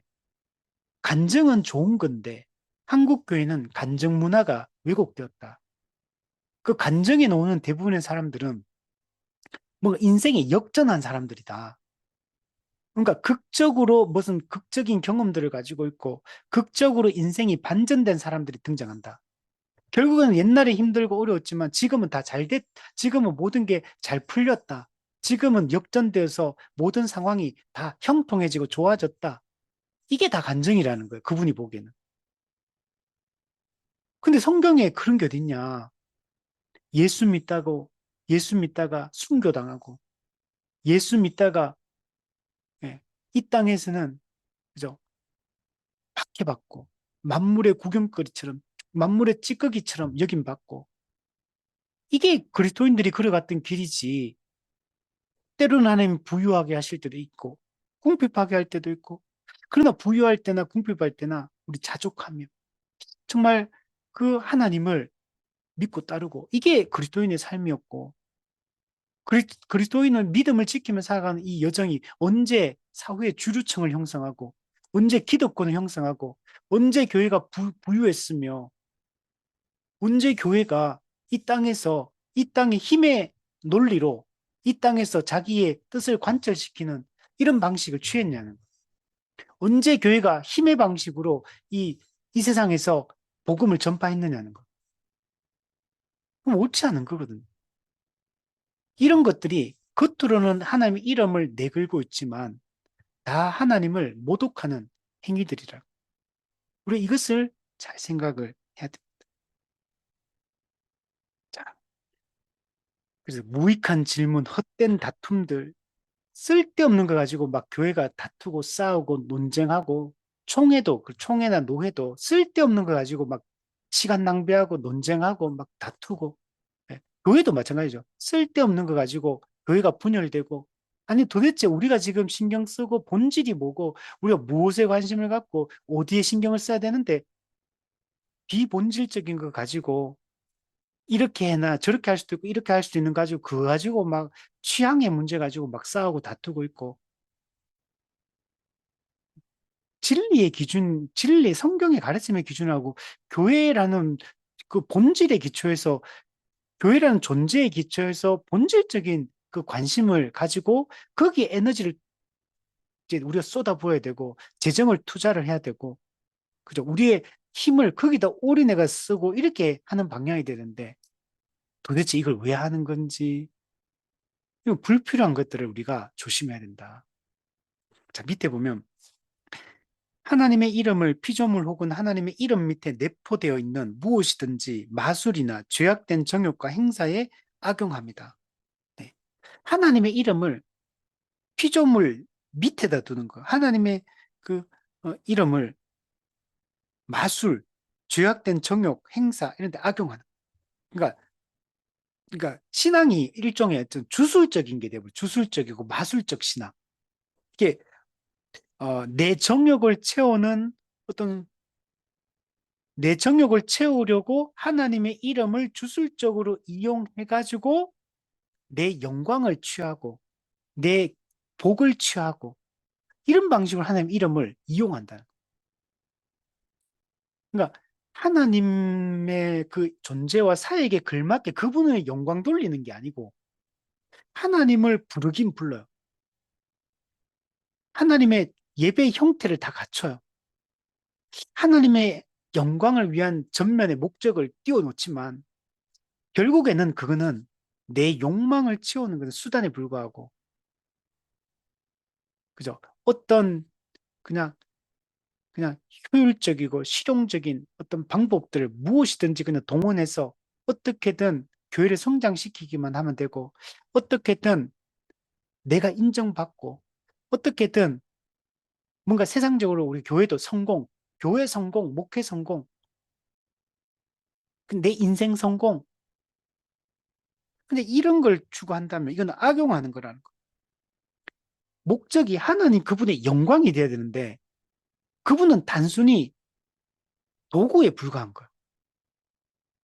이런 것들이 다 하나님 이름을 모독하는 거예요. 또한 하나님의 진리와 은혜 및 방법을 회방하고 경멸하고 욕하고 어떻게든지 반항한다. 진리, 은혜, 하나님이 사용하는 방법, 이걸 따라야죠. 이걸 받아들이고 여기에 동의하고 여기에 철저하게 나를 맞추고 이렇게 해야 되는데 하나님이 정한 내용이나 방법이나 이 모든 걸 회방하고 저항하고 내 생각대로 내 경험대로 내 뜻대로 이렇게 자꾸 하려고 하면 안 된다. 또한 외식과 사악한 목적으로 신앙을 고백하는 거다. 그럼 신앙 고백을 외적으로 한다고 되는 게 아니라 그 잘못되면 안 돼. 성경에 뭐 사도행전 뭐 마술사 시몬, 어, 마술을 통해서 하나님의 이 성령을 받으려고 하는 것도 다 자기의 영광을 위해서 하는, 자기 이름을 내려고 하는 그런 수단들로 이용하는 거죠. 그래서 외적으로 신앙 고백이 털려도 문제지만 올바른 신앙 고백의 내용을, 형식을 갖추었다 하더라도 그 동기와 의도와 목적이 다르면 그것도 잘못된 것이다 라고 얘기를 하는 겁니다. 또한 하나님의 이름을 부끄러워하거나 불안하고 지혜 없는 해로운 행위에 대해서 그 이름의 수치를 돌리거나 그 이름을 배반합니다. 예. 하나님이란 존재를 부끄러워하는 그리스도인들, 하나님의 이름을 부끄러워하고 내가 그리스도인이라는 사실을 부끄러워하고 이거 숨기고 예. 그 지난번에 제 친구가 서울에 그 직장에 들어가 하는데 5년 지났는데 자기 부서에 교회단 자기 위에 있는 부장도 교회 다니는 장로고 자기 같이 일하는 동료 여직원도 알고 보니까 교회 다니는 사람이었다는 거야. 근데 그걸 직장에 들어간 지 5년 동안 몰랐다는 거야. 5년 후에 자기 부장이 장로님이라는 걸 알았다는 거야. 자기 그 동료 여직원이 교회 다니는 사람을 알았다는 거야. 자기가 교회 다니는 성도라는 거 전혀 표시를 내지 않고 5년 동안 그 숨기더라. 그리고 그냥 전혀 그리스도인다움을 느낄 수가 없었고 그냥 세상 사람과 똑같이 그냥 행동하고 똑같이 행하고 똑같이 하고 욕하고 똑같이 다 하더라는 거야. 그 자기 깜짝 놀랐다는 거야. 어떻게 이걸 이렇게 자기가 그리스도인이라는 사실을 숨길 수 있느냐. 네. 여러분 이런 거 다 하나님을 부끄러워하는 복음을 부끄러워 교회를 부끄러워 내가 그리스도인이라는 사실이 남에게 알려지는 게 부끄럽잖아요. 부끄러우니까 숨길 거 아니에요.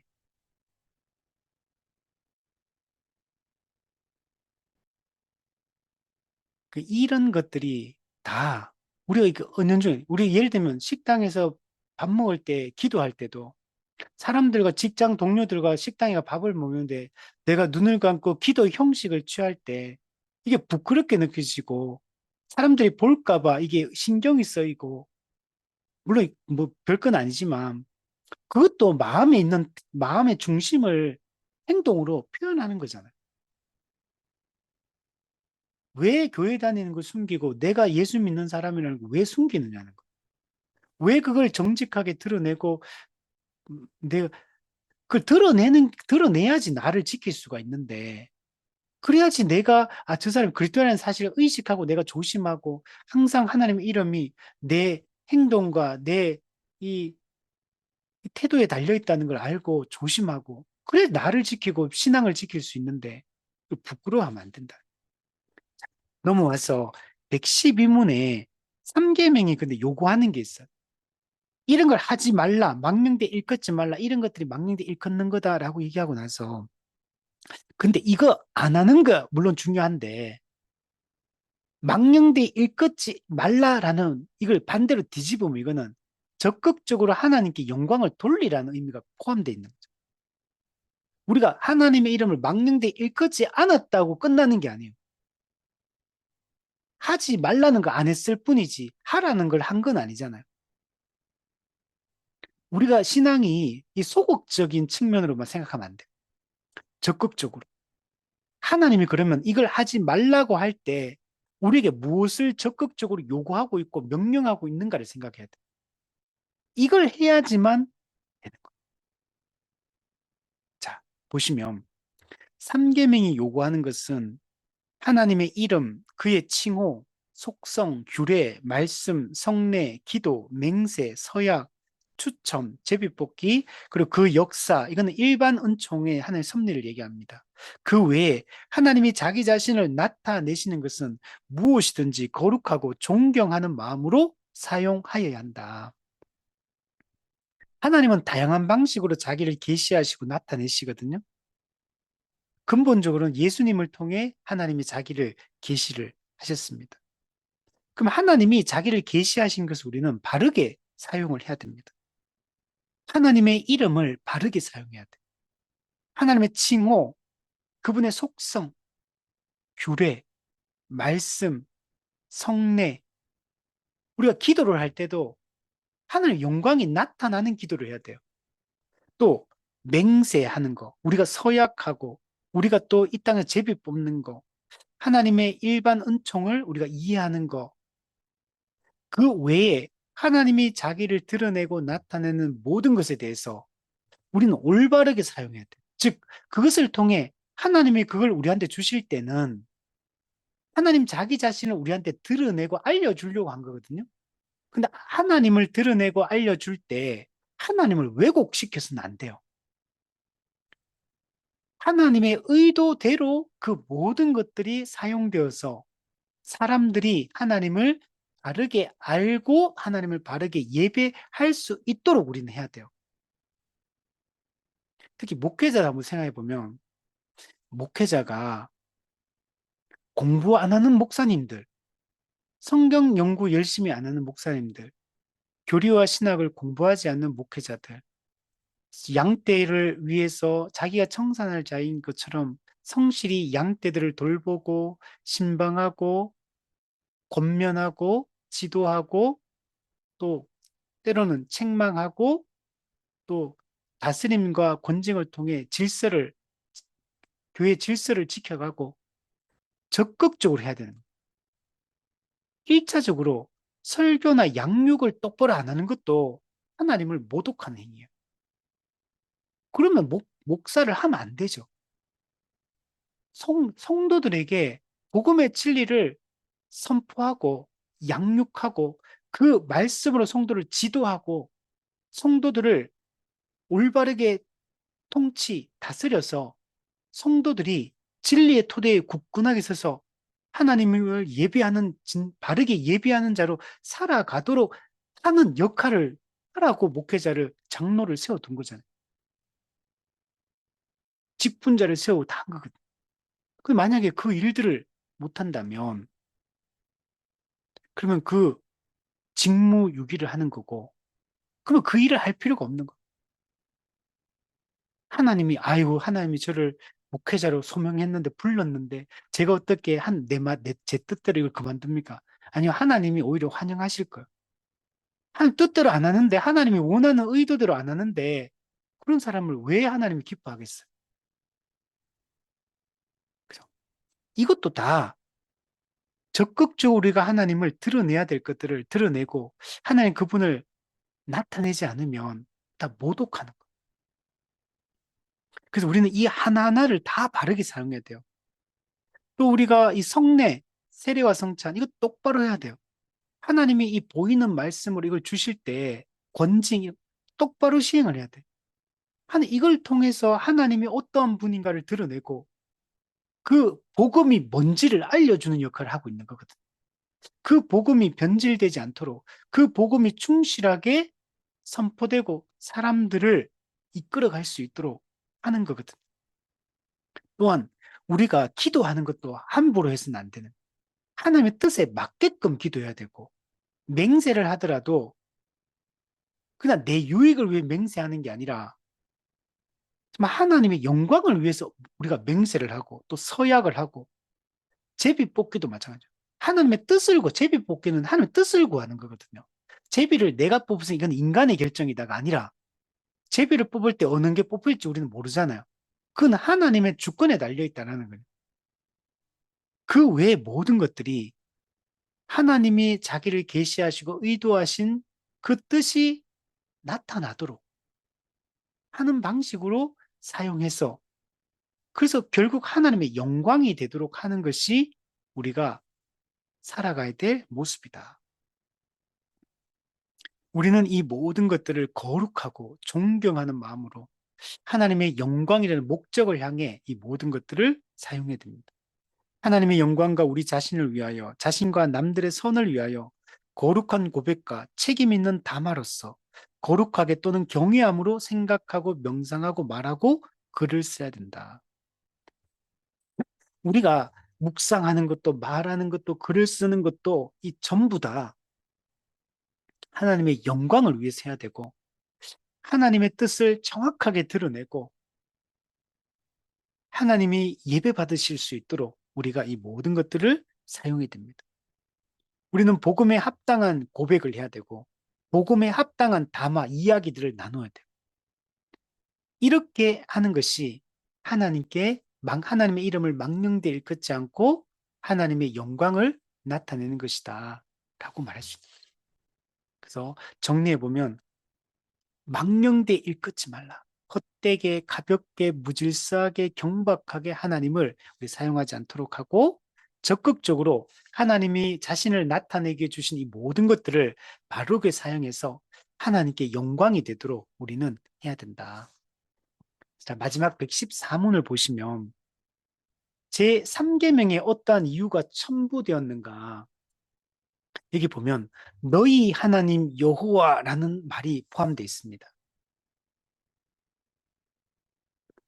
그리고 나 여호와는 나의 이름을 망령되이 일컫는 자를 죄 없다 하지 아니하리라 라고 덧붙여져 있습니다.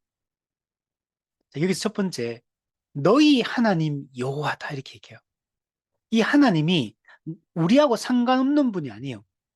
우리의 하나님인 거예요. 우리 하나님 여호와이신 거예요.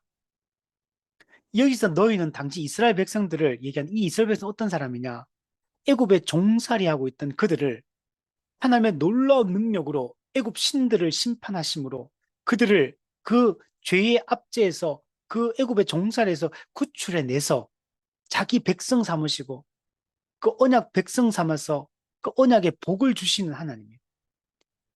언약하시고 그 언약을 신실하게 지켜서 자기 백성을 구원하신 하나님, 놀라운 방법으로 구원하신 하나님, 그리고 그 모든 언약적 복을 누리게 하신 하나님, 이 너희 하나님 여호와라는 말 속에는 이 하나님의 언약적 사랑이 물씬 풍겨나는 이런 표현이에요. 우리가 그 하나님의 백성인 거예요. 이분 어떤 분이 하나님 엘로힘, 이분 전능한 창조자예요. 근데 그분이 여호와, 죄로부터 우리를 구원하신 구속자 하나님이에요. 그분이 우리의 하나님, 천지를 창조하시고 모든 것을 그 뜻대로 작정하시고 통치하고 운행하신 하나님. 근데 그분은 멀리 계신 하나님이 아니라 우리의 아버지, 우리를 죄에서 구원하신, 우리를 긍휼히 여기시고 우리를 자녀 삼아주신 그 언약적 사랑을 베풀어 주신 하나님, 그분이 우리 아버지고 우리의 왕이시고 우리는 그분의 백성이요 그분의 자녀가 됐다. 우리가 이런 언약적 사랑을 받고 어떻게 하나님의 이름을 망령되이 일컬을 수 있느냐는 거. 우리가 하나님이 우리에게 베풀으신 은혜를 생각, 그 절정은 십자가 사랑이잖아. 그것을 우리가 안다면 우리가 그 하나님 앞에서 망령되이 그분의 이름을 일컫고 그분의 영광을 가리는 이런 삶을 살아서는 안 된다. 두 번째, 왜 우리가 이런 망령되이 일컫지 않아야 되느냐? 하나님은 자신의 이름을 망령되이 일컫는 자를 죄 없다 하지 않겠다. 즉 하나님은 공의의 심판, 준엄한 심판을 하겠다고 말씀하시는 분입니다. 하나님은 피할 수 없는 심판, 이 하나님의 보응적 공의를 실현하시겠다라고 말씀합니다. 우리는 두려워해야 된다. 죄인이 두려워야 될 대상은 마귀가 아닙니다. 하나님을 두려워해야 돼. 거룩하시고 의로우신 하나님이 죄인들의 그 죄에 대해서 진노하시고 저주하시고 형벌하시는 분이라는 사실을 두려워야 돼. 우리를 몸은 죽일 수 있어도 우리 영혼을 죽이지 못하는 사람을 두려워하지 말고 우리의 몸과 영혼을 능히 멸하여 지옥에 보내시는 그 하나님을 두려워하라고 야고보서 말해요. 우리가 진정으로 두려워할 건 죄에 대해서 진노하시는 그 하나님의 그 진노가 두려운 거예요. 그럼 우리가 하나님 앞에서 구원받은, 근데 그 진노에서 벗어나서 그 하나님의 그 놀라운 긍휼로 자비로 구원받은 자로서 우리가 마땅히 그분을 이제는 예배하며 살아가야 되는 거죠. 이 말씀이 제3계명에 첨부된 이유는 하나님은 주와 우리 하나님 여호와이시므로 우리는 그의 이름을 회방하거나 어떤 방식으로든지 악용할 수 없기 때문이다. 하나님은 우리의 창조주요 구속주요 우리의 영원하신 주님, 우리의 주인이십니다. 우리는 그분과 올바른 관계 속에 있을 때 우리는 그 은혜를 마음껏 누릴 수가 있는 겁니다. 이 계명을 위반한 많은 자들이 비록 사람들의 비난과 형벌은 피할 수 있을지라도 하나님께서는 이 계명의 위반자를 그대로 내버려 두시기는커녕 그들로 하여금 그의 의의 심판을 결단코 피하지 못하게 하실 것이다. 여러분, 사람의 비난과 형벌은 우리가 피할 수 있습니다. 이 세상에서는 우리가 자기를 포장하고 또 우리가 이 편법과 불법을 동원해서 우리가 그 형벌을 피할 수 있을지 몰라도 불꽃 같은 눈으로 우리를 살피시는 그 하나님의 그 눈길은 피할 수 없고 그분의 심판의 손길은 피할 수 없다는 사실을 우리는 기억을 해야 됩니다. 우리는 하나님을 망령되이 긋는 자가 아니라 우리는 정말 그분께 영광 돌리는 이런 삶을 우리 살아가야 됩니다. 자, 마지막으로 좀 적용적으로 몇 가지 한번 생각해 보면 우리 앞서 다 얘기했지만 우리가 하나님의 이름을 모독해서는 안 됩니다. 무의미하게 하나님의 이름이나 속성이나 그분의 사역을 그냥 그냥 일상적인 그 친구 만나가 농담 따먹게 하다가 아니면 그냥 카페에서 그냥 이런 사소한 이야기들을 나누다가 하나님의 존재를 맥락 없이 헛되게 함부로 사용해서는 안 돼. 하나님을 거론하고 이름이든 그분의 속성이든 사역이든 그걸 맥락에 맞지 않게끔 그렇게 사용하는 것들을 우리가 조심해야 됩니다.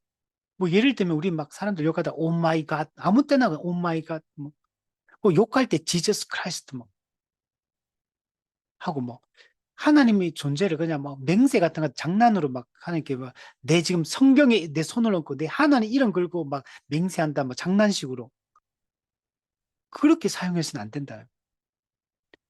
이분은 천지를 창조하신 천지의 주제이십니다. 그리고 하나님의 이름을 사람들이 함부로 모독할 때 우리가 그걸 그냥 방치해서는 안 돼. 누가 우리 아버지 이름을 막 함부로 내 옆에서 막 모독하고 있다. 그러면 그렇게 하지 말라고 말할 거잖아요. 하나님의 이름이 함부로 모독을 당할 때 우리가 그것을 방관하지 말고 방치하지 말고 하나님 이름이 바르게 사용될 수 있도록 해요. 두 번째는 하나님의 이름을 악하게 사용해가 거짓 맹세하지 말아요. 성경에 보면 마태복음 5장 보면 너희는 도무지 맹세하지 말지니 이렇게 말하거든. 너희 말은 옳다 옳다 아니라 아니라 이렇게 말합니다. 이에 지나는 것은 악으로부터 나느니라. 그럼 하나님 이름 걸고 뭐 계약을 맺는데 친구 간에 어떤 약속하는데 내 말 믿어라. 그러니까 안 믿, 나 못 믿겠다. 그러니까 내가 하나님 이름 걸고 내 맹세할게. 나 그리스도인이다. 나 교회 다닌다. 내 하나님 이름 걸게. 내 꼭 이 약속 지킬게. 내 말의 신빙성을 어떻게 보장하기 위해서 하나님의 이름을 걸지 말라는 거예요. 그리스도인은 옳으면 옳다, 그러면 그러다, 아니면 아니다, 이렇게 말, yes, no, 그냥 명확하게 하면 되는 거지. 하나님의 이름을 걸 필요가 없다는 거야. 하나님의 이름이, 하나님의 속성이, 그냥 친구가 그 사소한, 그냥 약속하고 잡담하는데 그냥 함부로 막 그냥 아무 때나 거론되고, 아무 때나 그냥 그 하나의 이름 맹세한다고. 그래 놓고 약속도 안 지키고, 이렇게 해서는 안 된다는 거야. 그냥 우리는 옳으면 옳다, 그러면 그러다. 그냥 이렇게 딱 하면 끝나는 거야. 그리스도인은 이렇게 살아가야 돼. 그래서 OS가 명확해야 돼, 그리스도인은. 이게 온지, 이게 예스인지 노인지 이게 불명확하고. 그러면 안 되는 거죠. 우리는 항상 선명하고, 단순하고, 성도는 성경의 가르침에 일치하면 예스, 성경의 가르침에 일치하면 노, 그냥 하면 끝인 거예요, 그냥. 아니, 이게 뭐 애매모호하고, 뭐 중립적이고, 뭐 상황에 따라 다르고, 그런 게 어디 있어요. 예스면 예스고 노면 노지. 그 순종하면 되는 거지. 내가 불이익이 있고 내가 손해가 되더라도 성경이 예스 그러면 나도 예스하고 따라가면 되는 거고 노 그러면 노하고 안 가면 되는 거고.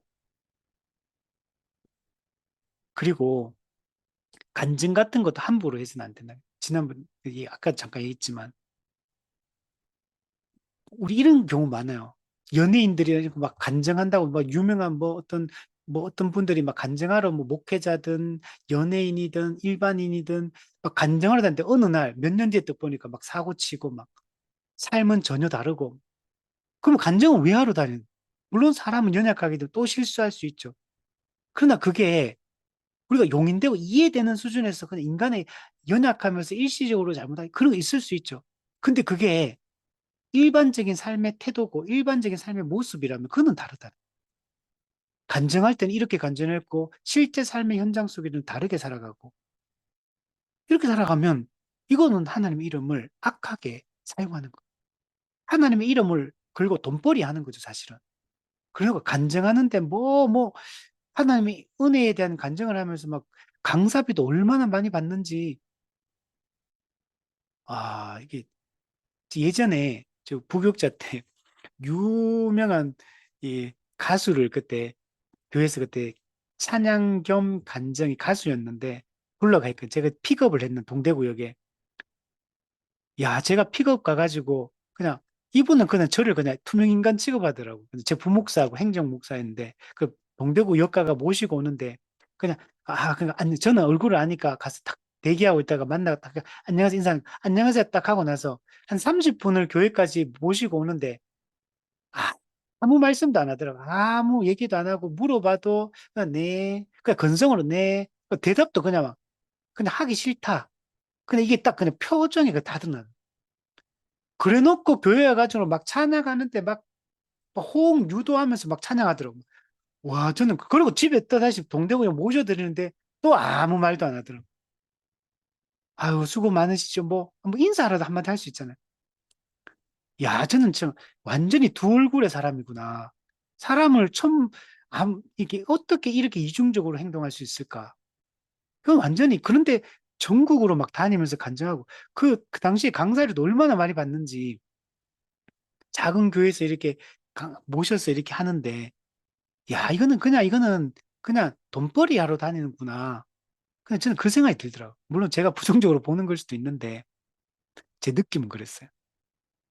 이럴 수 있나? 하나님의 은혜에 대한 간증을 하는 사람이 어떻게 이런 태도를 가질 수 있어? 그죠? 이런 게 충분히 회개하지 않고 충분히 삶을 돌이키지 않았는데 그걸 간증이랍시고 막 그냥 하러 다니는 거 조심해야 되는 거야. 우리가 간증이라는 거 할 수 있죠.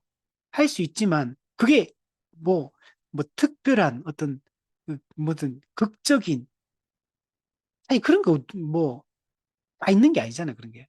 그러면 그렇지. 그런 게 없는 사람은 무슨 은혜를 안 받았고 예수를 잘못 믿어서 그런 것도 아니고 오히려 예수를 잘 믿으니까 그런 걱정이 없을 수 있잖아요. 오히려 잘 믿고 있다는 증거가 될 수 있잖아요. 그러니까 이런 것들도 우리가 조심해야 된다. 또 거짓 가르침, 거짓 또 이렇게 교사들이 성경을 왜곡해 하는 이런 것들, 자기 유익을 위해 성경을 가르치고 또 성경의 내용을 인용하는 거. 성경 구절 막 말만 열면 성경 구절을 막 나오는데 생각이나 삶의 태도 어떤 선택을 보면 도대체 이 사람은 성경의 영향을 받는 사람이 근데 입만 열면 기도도 막 너무 막 유창하고 성경 구절 인용도 유창하고 좋은 말들은 쏟아내는데 선택하는 거, 태도, 일상 속에서 그가 관심 갖는 거 그게 다르다면 이거는 아닌 거죠. 또 이런 것들 중세 십자군들은 하나님의 뜻을 핑계로 전쟁을 막 일으켜. 하나님의 뜻이라고 말. 히틀러 2차 세계대전도 그 독일 교회들이 하나님 뜻이라고 하나님 보낸 선지자라고 그 2차 세계대전을 지지하고 했잖아요. 거기에 사람들이 그걸 반대하고 싸웠던 사람들이 많았거든요. 남아프리카 공화국 인종분리 정책. 이스라엘이 가나안 땅에 들어가서 그 땅에 거하는 가나안 민족 쫓아냈잖아요. 그것처럼 우리도 이 남아공에 백인만 드리는 예배를 정당화시키기 위해서 흑인들을 몰아내는 거예요. 그걸 갖다가 이스라엘 백성이 가나안 정복했다. 우리도 여기서 하나님을 바르게 예배하기 위해서 그래서 남아프리카 인종분리 정책 다들 모독한 어, 한국교회 신사참배 옛날 미국에서 아메리카 인디안 대량 학살했죠. 거기서 뭐냐 셈, 함, 야벳 족속이 있다. 그래서 인디언은 이게 함 족속으로 보는 거죠. 그 처단하는 거죠. 그 대량 학살, 인디안 학살들 했잖아요. 이 조심해야 되는 거. 그리고 사람들이 취향하고 성경의 뜻하고 다른 거예요. 목회자들이 실수하기 쉬운 건데, 목회자 개인의 취향을 하나님의 뜻인 것처럼, 성경적인 가르침인 것처럼 포장해가 뭔가를 유도하거나, 어떻게 강조하거나, 이게 됐어요. 일본 성도도 마찬가지입니다. 하나님의 뜻이 아닌데도 하나님의 뜻이라고 과장해서 사람들을 이렇게, 어, 이렇게 가스라이팅 시키거나, 이런 것들을 조심해야 돼요. 더 큰 거는 뭐 이런 것도 있어. 성경에는 복음을 선명하게 드러냈잖아요. 그럼 복음을 제대로 가르쳐야 돼. 복음을 제대로 가르치지 않는 그 자체가 왜곡을 시키지 않았다 하더라도 성경이 가르치는 바를 적극적으로 드러내고 적극적으로 가르치지 않고 바르게 충분하게 설명하지 않는 것도 왜곡시키는 거. 저는 이게 정말 심각하다고 생각해요. 우리가 교회 다니면 웬만하면 적극적으로 하나님을 대적하고 막 함부로 하진 않잖아요, 보통. 그래도 뭐 포장이라도 하고 이렇게 꾸며서라도 이렇게 그래도 뭐 경건한 척이라도 하잖아. 그런 것만 문제가 아니라 적극적으로 가르쳐야 될 하나님의 뜻을 적극적으로 명확하게 선명하게 드러내지 않는 그 자체. 아, 우리 교회 목사님은 특별히 이상한 얘기는 안 한다. 아, 우리 교회 장로님은 특별히 이상한 얘기는 하지 않는다. 특별히 이상한 얘기를 하지 않는 걸 만족해서는 안 된다. 성경의 특별한 그 내용 얘기를 그 복음을 가르치라고 적극적으로 드러내고 선명하게 가르치라고 충분하게 체계적으로 가르치라고 하는데 그걸 안 하고 있잖아요. 그건 직무유기죠. 예. 하지 말라는 거 안 했다고 해서 되는 게 아니라 하라는 걸 적극적으로 잘했느냐가 중요한 거죠. 우리가 대통령을 뽑을 때도 그냥 무난한 대통령 뽑으려고 하는 게 아니에요. 그 나쁜 짓 하는 대통령은 아니고 그냥 무난하게 큰 사고 안 치는 대통령, 특별히 잘못하는 거 없는 대통령. 아니, 누가 그런 대통령 무능력하고 그죠? 그런 대통령이 뭐가 필요해요? 우리는 실력 있고 잘하고 국민을 행복하게 하고 올바른 제도와 문화와 법을 만들어내고 좋은 나라, 그죠? 그런 나라를 만드는 대통령 뽑아야 되듯이 교회에서도 그래요. 특별히 이상한 짓 안 한다고 되는 게 아니라 특별히 이상하게 왜곡시키지 않는 게 중요한 게 아니라 적극적으로 올바른 걸 선포하고 가르치고 해야 된다는 거예요. 그렇게 하지 않으면 그것도 하나님의 이름을 망령되이 일컫는 거다. 그리고 마지막으로 불신자들, 하나님의 이름을 부르지 않는 행위, 하나님을 찾지도 않고 말씀을 배우려고도 하지 않고 예배도 드리려고 하지 않고, 여러분, 그래서 모든 불신자는 적극적으로 하나님을 대적하고 있는 거예요. 여러분, 불신자들 중에 하나님을 대놓고 욕하는 사람도 있잖아요. 그런 사람만 하나님을 모독하는 게 아니라 복음을 받아들이지 않는 사람, 적극적으로 하나님 예배하지 않는 사람, 그 말씀을 배우지 않는 사람, 말씀에 순종하지 않는 모든 그 사람이나 대놓고 하나님을 대적한 사람이나 사실 똑같은 사람이 하나님 입장에서 완고하게 하나님을 거부하고 있잖아요. 완고하게 진리를 거부하고 있잖아요. 이게 하나님을 망령되이 여러분 일컫는 겁니다. 우리가 그래서 이 모든 것들을 다 주의해야 된다. 네, 우리 정리하면 3계명은 하나님의 이름을 망령되이 일컫지 말라. 이거는 예배의 자세, 예배의 태도다. 우리가 십자가 복음의 은혜로 어린 양 예수의 피로 구원받은 자로서, 우리가 하나님을 아버지로 우리의 왕으로 모시는 자로서 우리는 그분의 존재에 걸맞는, 그분의 영광에 합당한, 그분이 우리를 위해 베풀으신 은혜에 우리가 감사하는 이런 예배와 찬양을 올려드리고, 하지 말라는 거 하지 말고 하라는 거 적극적으로 하는 영광을 드러내는 이런 삶을 우리가 다 살아갔으면 좋겠습니다.